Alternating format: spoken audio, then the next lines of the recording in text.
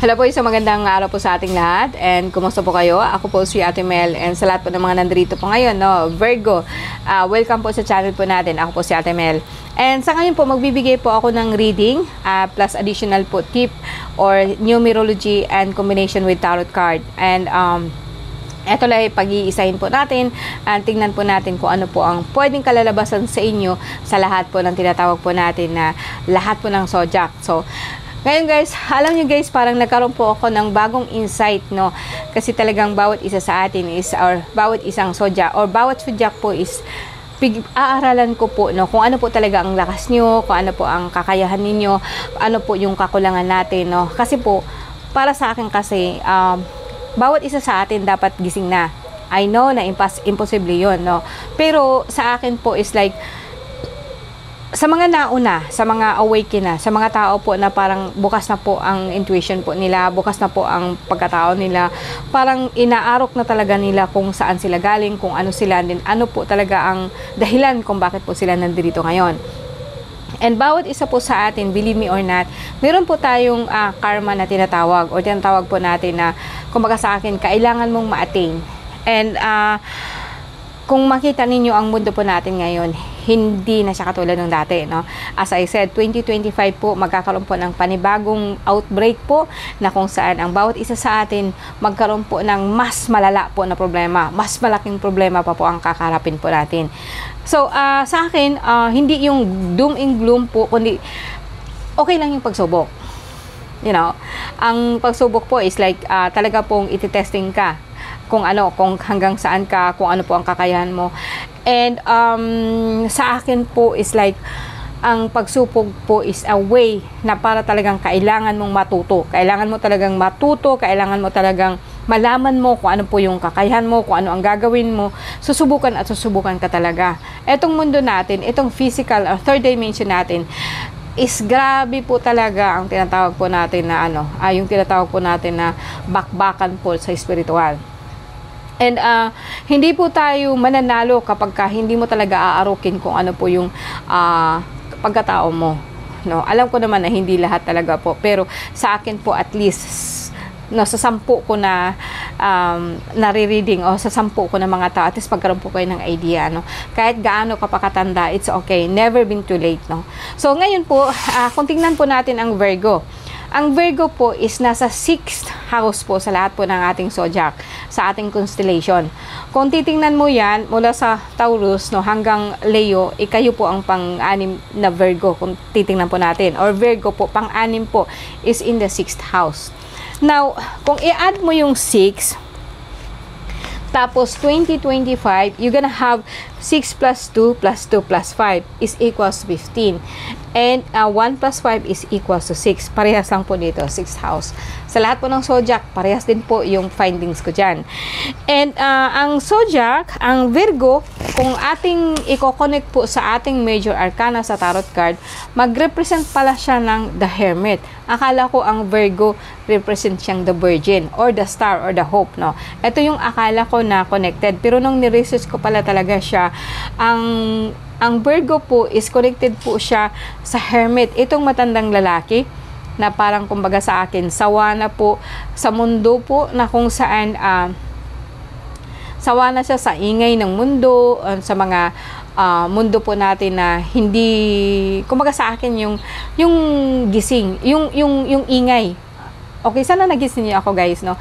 Ingay po ng mundo, no, sa media, no, sa sa TV, sa advertise, sa balita sa radyo, balita po sa TV, sa ating politika, sa mga sakuna, sa mga trahedya. No, I think para sa akin ang ingay nga po talaga ng mundo. No? And ang the Virgo, ang akala ko is a woman who is carrying po nung ito po yung symbol ng the Virgin pero actually dito sa ating tarot card is nagsisimbolo po siya ng Hermit. So i-add po natin, balikan po natin, no? Kung i-add mo po yung 9 plus 2 plus 2 plus 5 is equals to 18. 9 pa rin po ang ending niyan. So coincidence po ba? So di ko alam magbabago ba yan next year. Pero kung titingnan po natin ang 6 is triumphant, no? Ang 6 is a symbol of pagkatapos po ng case, okay na, no? Ito yung, kumbaga sa akin, ang Virgo, ngayong taon na to, 2025, makakalampas po kayo ng pagsubok last year. Bagang ito po talaga is like, ito yung umpisa ulit from 6, 7, 8, 9. Etong taon na to is a preparation po, papunta po sa inyo sa talaga pong fulfillment kung ano po ang desire po natin sa buhay. Now, ang 9 is a symbol of, tinatawag po natin na mass. Ito yung from 1 to 9, you already carried out the old energy nung mas maraming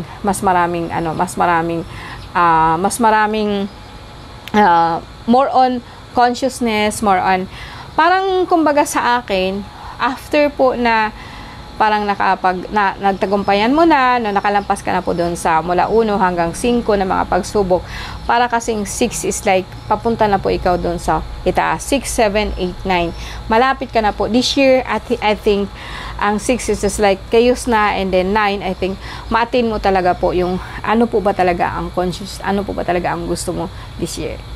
So, guys, actually talaga, no, I'm so happy.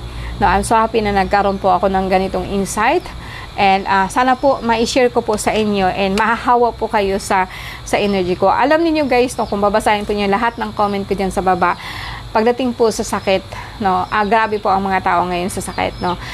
Pagdating sa problema sa pera, grabe po ang paghihirap po natin. Pagdating po sa ospital, punong-puno yung hospital natin. Wala na tayong COVID guys, pero punong-puno po yung hospital po natin. Now, bakit po? Dahil po sa distress, sa stress. Sabi ko nga sa iyo, kahit anong tawas ko yata sa inyo, kapag hindi magbabago yung mindset nyo, ganun at ganun pa rin po ang magiging resulta po ng sakit po natin. So, let's change that one, no? Talaga pong arukin po natin, ano po ba ang pwede nating gawin, maaari ba nating gawan ng paraan, kasi sabi ko nga sa iyo, ang lahat ng bagay na nangyari po sa atin, pwedeng gawin ng paraan, as long as na alam mo. Paano kung hindi mo alam? No? So, dito tayo magkakaroon po ng idea na pwede pala natin gawin to, no? Okay, ganito, ganyan, ganito, ganyan. So, sa akin, this year po sa Virgo, no? Parang, kumbaga sa akin, I think, kayo po yata ngayon yung parang mag-tune in na talaga sa sarili nyo, no? And this year is like, okay, ang 1 plus 8 is 9, parang nagigising na po tayo, no? Sana hindi po kayo babalik doon sa pagiging tulog. Sana hindi po kayo, kasi ang 9 is about consciousness ng mas maraming tao. Kailangan para hindi po kayo madadala po ng maraming tao sa media, sa ingay po ng mundo, you have to tune in, no? Ito po, yun, no? Kung titingnan mo siya, di ba? Kumbaga sa akin, parang sinara mo siya, no? Ito yung matanda na parang after all nang nakaranas na po siya. Labang, kumbaga sa akin, isang matanda na nakaranas na siya ng lahat. And now, he want to rest, no, ang mind niya, kasi alam na po niya, kumbaga sa akin, subang sa atin, he already know all the bullshit, no? Okay, sa atin lang yun, no? Parang gano'n, no? Parang, yeah, he already know all the bullshit in the world, no? So, siguro pupunta ako sa kuweba kasi wala nang, at least hindi ko maririnig yung mga kalimbang ng mga tao na po mga nonsense po talaga ang mga sinasabi nila. Di po ba? Okay. So, that's it guys. Ang ano ko sa inyo, sa lahat po ng Virgo ngayon, congratulations. Magiging okay po kayo this year. So, tune out po kayo. Tune out niyo yung mga marites dyan. Huwag na kasi kayong makikinig ng mga marites din, mga balita, yung kung anong ginagawa ni Kumari, no? Turn off na yan, no? Ano po kayo kung ano ang pwede po niyong gawin. Ito po talaga ang mensahe po ng The Hermit. Alright po guys. So, magbigay po ako sa inyo ng card ng reading po, no? Tingnan natin kung ano po talaga ang nangyari. And if negative, let's do something about it. And if positive, then let's praise it. No? Kung kahit anong pa po, wag na nating i-resist kung ano pa po dumating sa buhay po natin. Wag na nating tanungin kung bakit, no? Alright? Okay. Diyos sa mga makapangyarihan sa lahat. Mahal na ina, mahal na kalikasan, bigyan mo ng kalinawan ng aking kaisipan, no? Gusto ko pong malaman kung ano po ang nangyari sa lahat po ng Virgo ngayong taon na to. Bigyan mo ako ng idea, my Lord, my God, my Queen, and I'm so happy and joyful. Thank you po. Thank you. Virgo.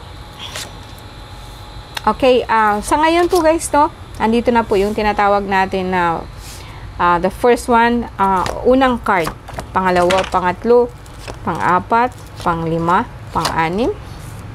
And tingnan po natin yung mga parating po, no.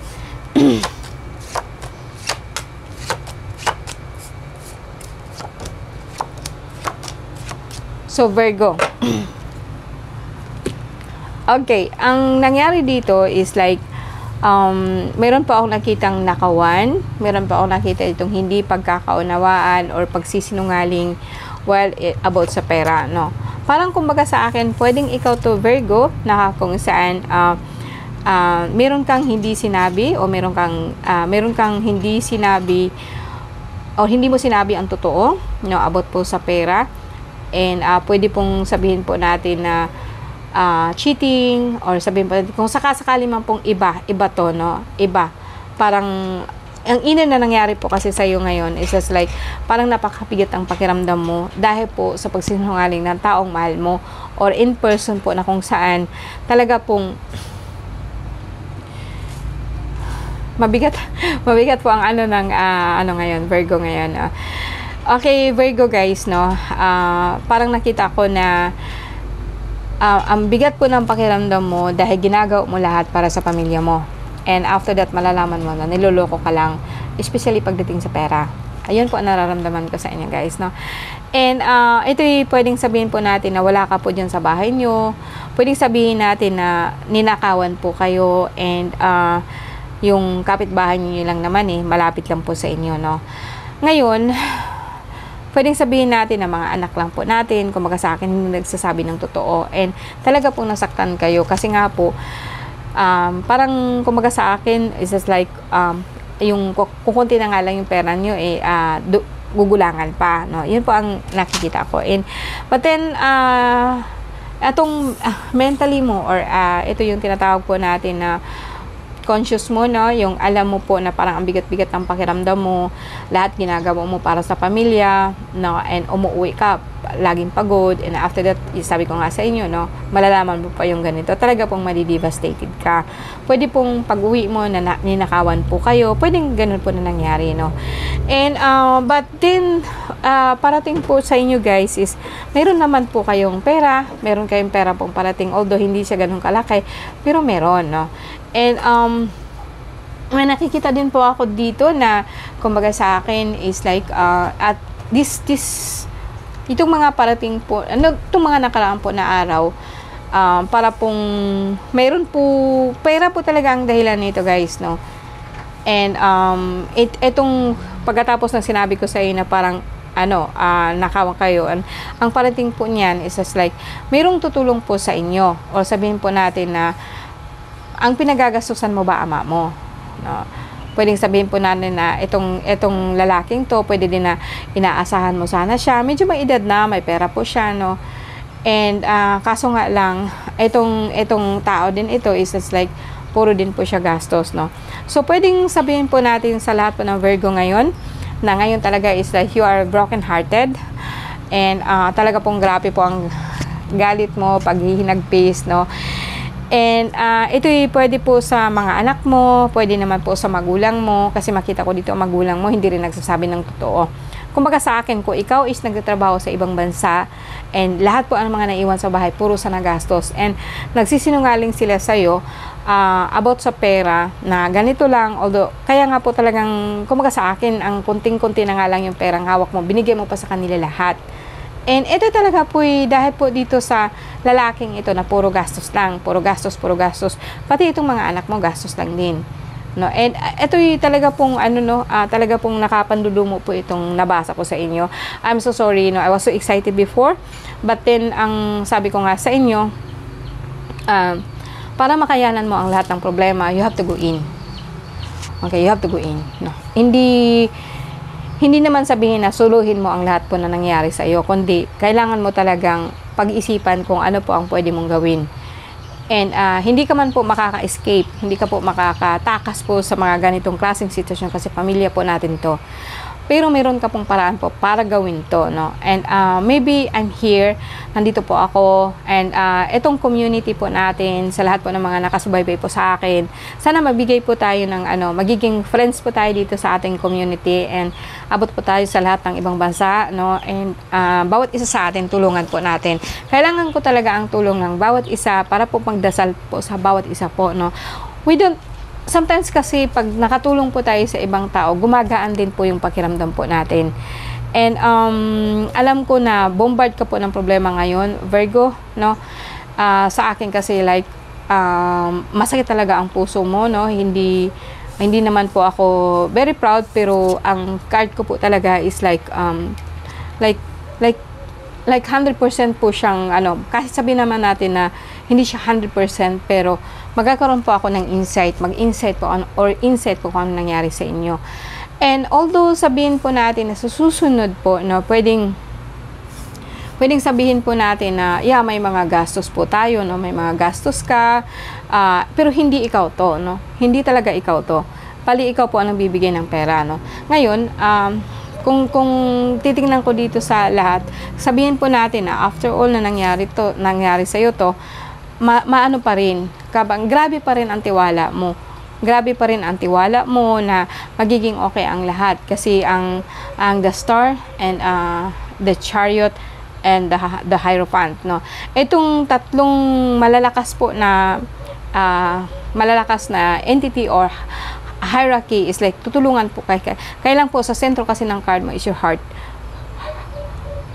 Sobrang pagkalugmok or sobra pong nasaktan po ikaw, no. Kaya po kung di ka po mag-ingat, pwede ka pong ma-hospital po dyan sa sakit ng puso o sabihin po natin na sobrang pagkalugmok po, no, o sobrang pagkalungkot po, no.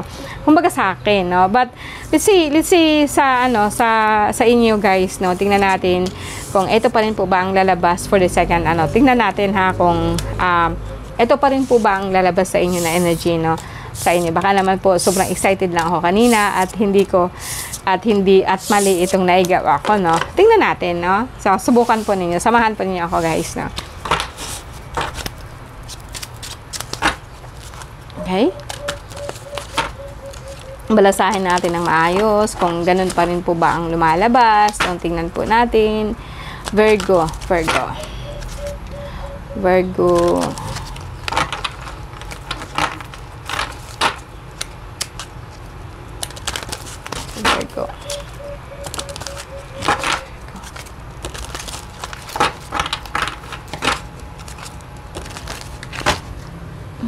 Tingnan natin yung petsa para sigurado tayo.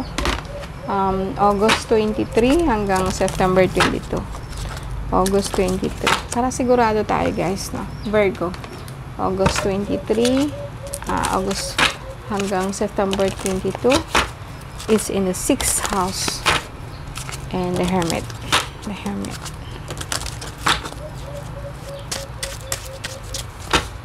Okay.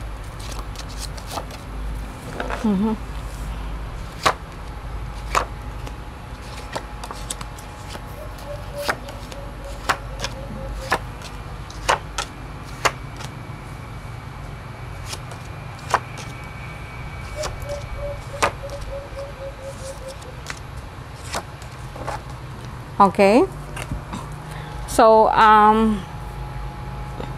kung titingnan po natin guys, no, yung unang card po natin kanina, ang energy na is parehas pa rin, no.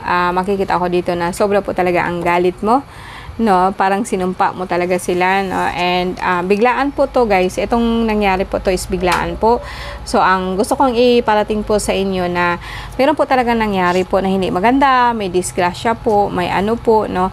And talaga pong devastated po kayo. And then you have the choices.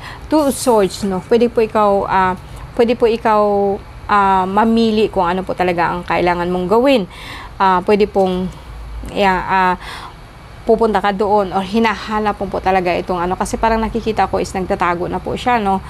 And dito sa pangalawa is just like ito naman po is like, sabi ko nga sa inyo, is like kapitbahay mo lang, no, for absurd. Pwede pong sabihin po natin na nasa ibang bansa ka and ito po ipauwi ka and talaga pong malungkot po ka talaga, no, hanggang ngayon. And makikita ko ang susunod pa rin is the same, parang the Judgment, sword, gagalit ka po, but then kinakaya mo lang po lahat, no? 9 of Cups, naghihintay ka kung ano pong pwede pong gawin natin. And pangalawa, pwede pong sabihin po natin na may mga ginastusan ka po nga nung mga nakaraan, no? Ito po yung parang may nangyari po talaga sa ako na at that time po na parang may nangyari po na hindi maganda, but at the same time po meron po kayong okasyon. Meron pong sabihin po natin na kahit sabihin po natin nangyari to, pero meron pong parating po sa inyo na good news. Good news pa rin po ito kasi baka nga po itong sinabi ko sa inyo kanina na may nangyari, no, parang nakawan, parang ganun, no. And sa ngayon is the same thing, parang grabe po ang devastated ka po talaga kung ano po nangyari kasi etong pera mo talaga lahat po nawala, no. And dito naman, iniisip mo, magtatrabaho na lang ako ulit, babalik ako ulit sa ibang bansa. So, pwedeng sabihin po natin, kung nandito ka po sa Pilipinas, pwede pong sabihin po natin na etong nangyari sa iyo, talaga pong iiwanan mo, aalis ka, and then magtatrabaho ka, no. Ito na lang po ang solusyon po na nasa isipan mo. Now, pwedeng sabihin po natin sa lahat po ng Virgo ngayon, no? Pwedeng sabihin na natin na nangyari ito in the past.